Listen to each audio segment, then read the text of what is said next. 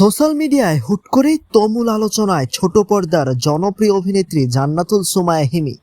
কিন্তু কেন? শুধুই কি তার নতুন লোক, নাকি এর পেছনে লুকিয়ে আছে অন্য কোনো বিতর্ক?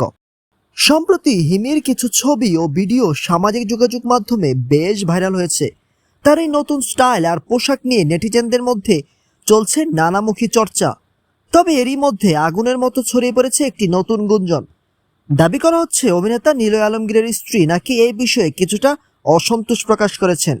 বিভিন্ন ফেসবুক পেজে রটানো হচ্ছে তিনি নাকি বলেছেন একজন জনপ্রিয় অভিনেত্রীর এমনভাবে নিজেকে উপস্থাপন করা উচিত যাতে পরিবারের সবাই একসঙ্গে বসে নাটক দেখতে পারে। এমনকি বিতর্ক বাড়লে আইনি পদক্ষেপের কথাও নাকি ভাবা হচ্ছে।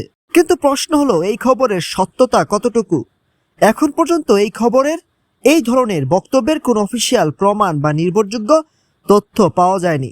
অনেকেই মনে করছেন কেবল ভিউ আর রিচ বাড়ানোর জন্য কিছু পেজ ইচ্ছাকৃতভাবে এই মুখরোচক গল্প ছড়াচ্ছে।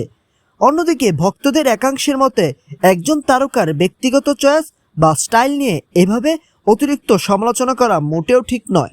সত্যতা যাচাই না করে যে কোনো ভাইরাল খবরে কান দেওয়া একদমই উচিত নয়। তবে এই পুরো বিষয়টি নিয়ে আপনার মতামত কি? আসলে কি এটি সস্তা প্রচারণামূলক গুজব নাকি অন্য কিছু?